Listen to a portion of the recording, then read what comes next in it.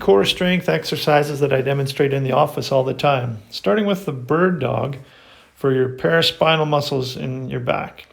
You don't want to be sitting with your back arched, so you want to straighten it out as much as possible. Hands and knees about 2 feet apart, and you're going to bring up the opposite arm and leg. So in this case, right arm and left leg, and you want to keep them in as straight a line as possible. You hold for about the count of 8, and then you just go up again. We want to try and build endurance in these muscles so that they can be there for you when you need them. You can also switch, then after you do the one side a few times, you're going to switch to the other side.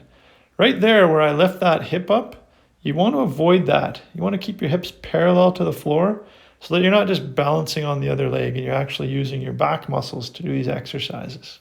So once again, this time left arm, right leg, straight a line as possible. I could straighten that out a bit. Back in, and we're going for an 8 count. 7, 6, 5, 4, 3, 2, 1. Working on your paraspinal muscles in your back. Moving on to the dead bug, you turn over onto your back, arms straight up in the air, and you want your knees straight up in the air as well. So hips and knees bent at 90 degrees. Now you're working your abdominal muscles.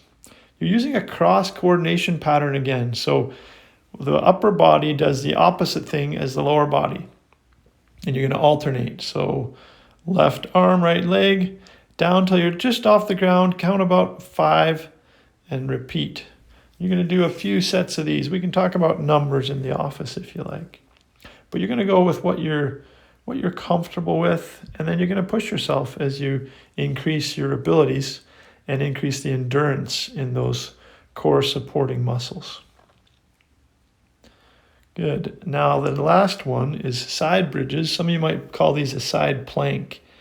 So your elbow underneath your shoulder, and then from your elbow right to your ankles, you're propping yourself up using your oblique muscles to do this.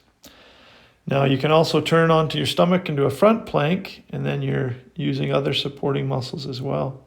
But when you're on your side, you're going to try and keep that line between your ankles and your head as straight as possible. Now that's a little modification where you can increase your in resistance there by doing a bit of a side push-up. Also, you can modify by going to the knees.